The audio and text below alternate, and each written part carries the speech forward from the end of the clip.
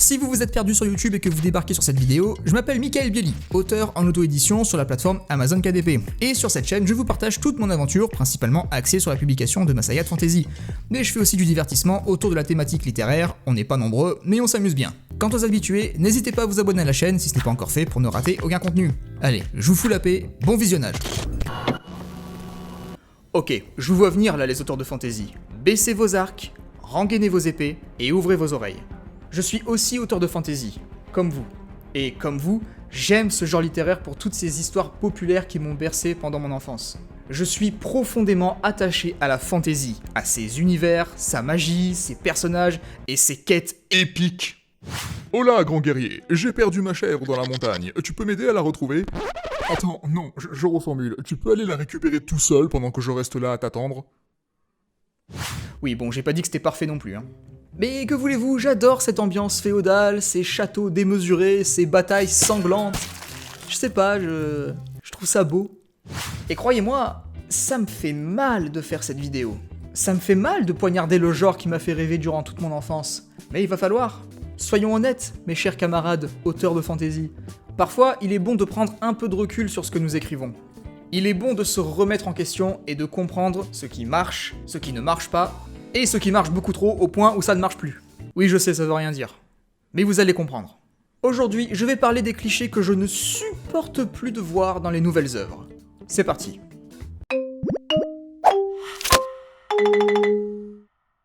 Alors, je vous préviens, pour celles et ceux qui écrivent de la fantasy, il y a de fortes chances que... ouais, vous allez vous reconnaître. Pas tous, mais il y a moyen. Et sachez que ça n'a rien de personnel, d'accord? C'est simplement mon avis.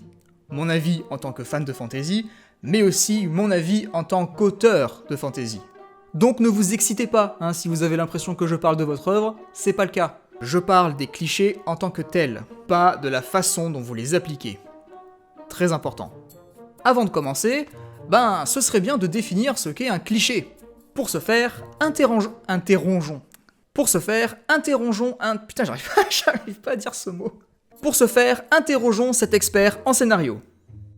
Il t'expliquera que le cliché est une idée ou une formule que l'on retrouve très souvent répétée dans les mêmes termes et qui est devenue banale et usée.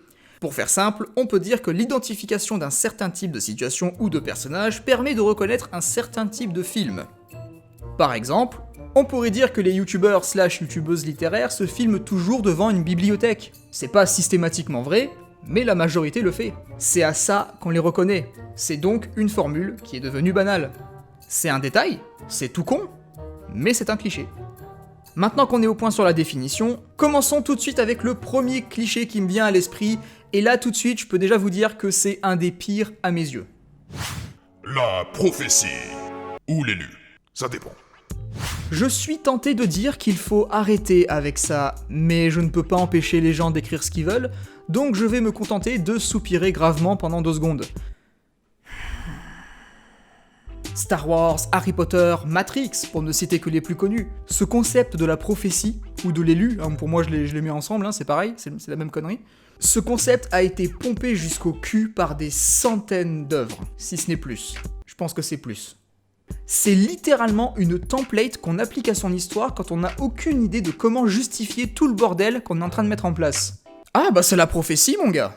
Pourquoi ce personnage plus qu'un autre? Faut bien justifier son statut de héros sorti de nulle part. Tes parents qui meurent au début de l'aventure et qui font de toi un orphelin livré à lui-même? Prophétie? La guerre? Les morts? Le voyage? Prophétie? C'était prévu!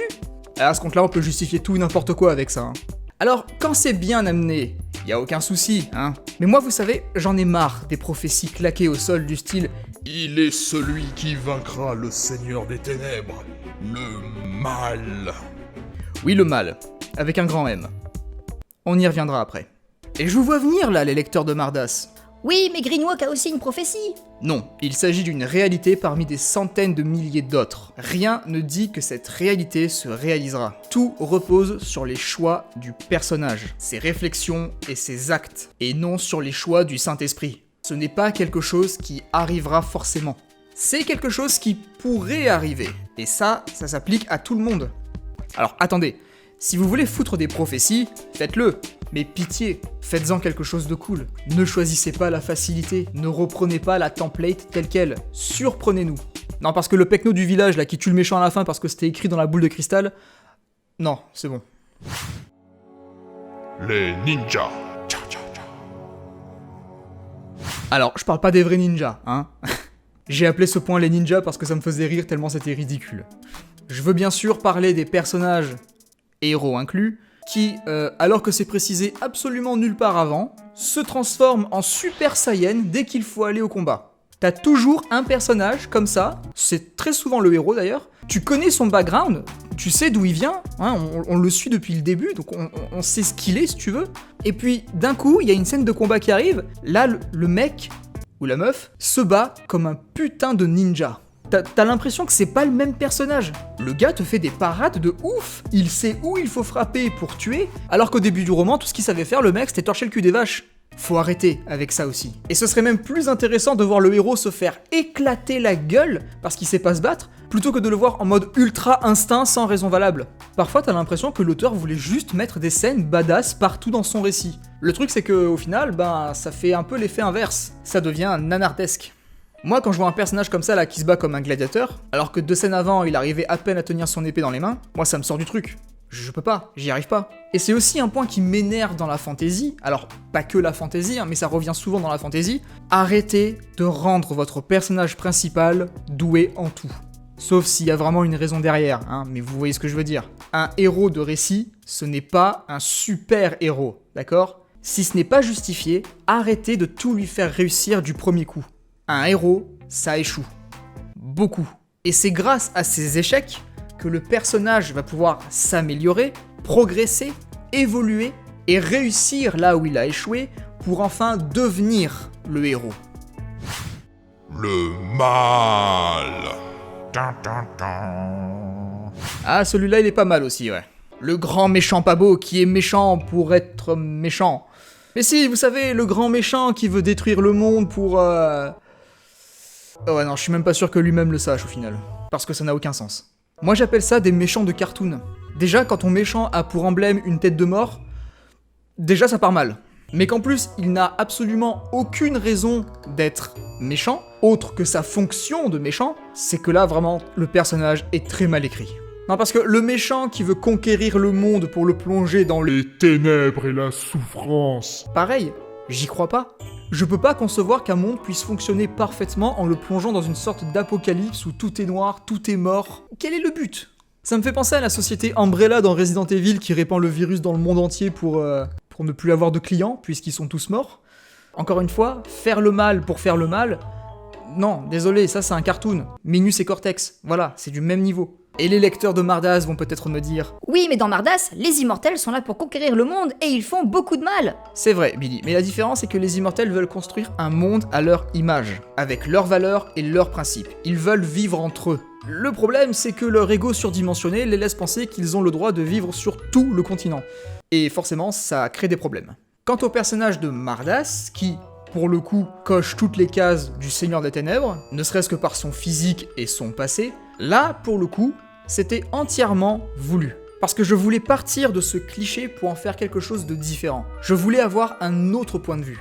Parce qu'au final, quand on y pense, on rentre très peu dans la tête de ces grands méchants. On ne sait pas ce qu'ils pensent, on ne sait pas ce qu'ils ressentent, ils sont juste là pour s'opposer au héros, au personnage principal. Mais au final, on passe rarement beaucoup de temps avec eux. Et c'est ça que je voulais faire avec Mardas.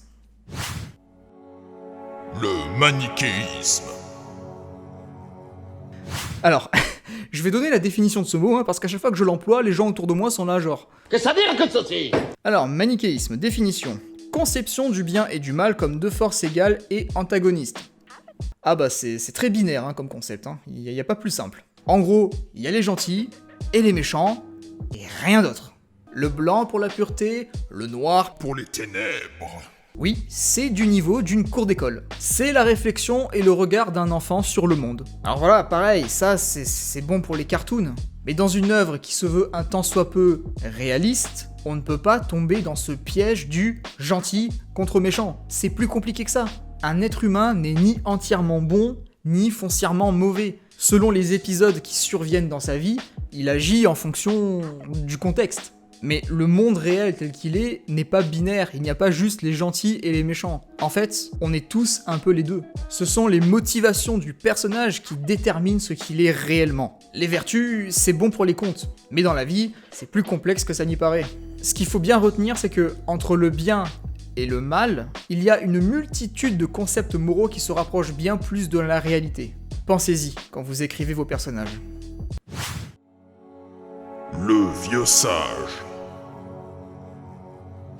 Ah, les vieux, c'est mystérieux, hein. Les vieux, c'est mystérieux, mais vous foutez de moi? Gandalf, Dumbledore, Obi-Wan Kenobi. Encore une fois, je cite les plus connus, mais le concept du vieux sage mentor qui conseille le jeune héros, ça date pas d'hier. Pour ça, je vous recommande le livre de Joseph Campbell, Le héros aux 1000 visages, qui traite en profondeur le concept du voyage du héros et dont le mentor est une partie importante du processus. En effet, le vieux sage, qui souvent dans la fantasy est un magicien ou un ermite, intervient le plus souvent au moment où la vie du héros est sur le point de basculer. Il apparaît régulièrement comme étant une figure paternelle pour le protagoniste principal, lui révéler des informations capitales pour sa quête, il est là pour lui prodiguer ses sages conseils, parfois même pour le former carrément à l'aventure qui l'attend. La figure du mentor est très présente dans beaucoup d'œuvres, entre autres Ra's al Ghul dans Batman Begins, Proximo dans Gladiator, ou encore Morpheus dans Matrix. Et plus récemment encore, Luke Skywalker avec Rey dans la dernière trilogie, qu'on aimerait tous oublier.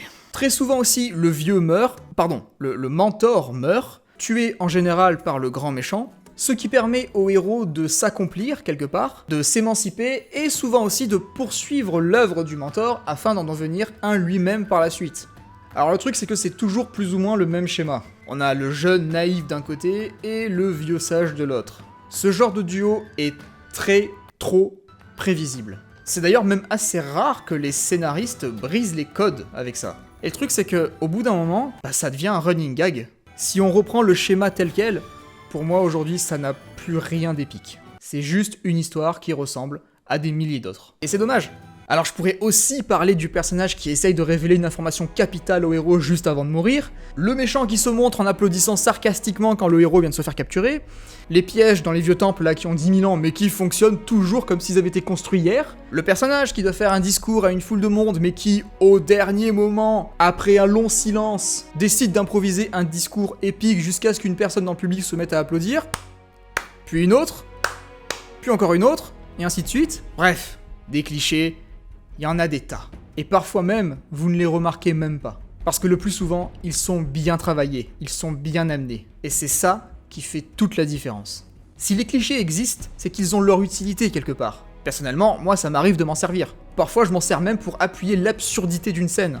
Je m'en cache pas. À partir du moment où c'est un vrai choix qui est réfléchi, qui s'accorde avec la scène, avec le message qu'il y a derrière, pour moi c'est validé. On ne devrait pas se priver d'utiliser des clichés. Par contre, on devrait se priver de les utiliser tels quels. On devrait continuer de les exploiter, de les amener là où personne n'est encore allé. On devrait pouvoir s'amuser avec les clichés. On devrait pouvoir les tordre, les chiffonner, les déchirer, et en sortir quelque chose de neuf qui rendra l'histoire encore plus unique.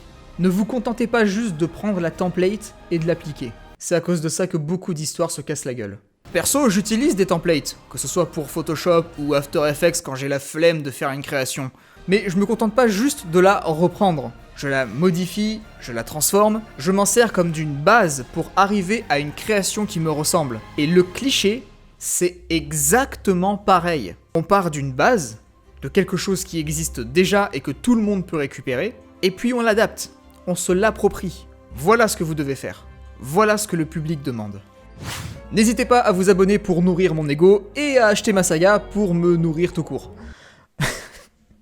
D'ici la prochaine vidéo, portez-vous bien, des bisous, ciao!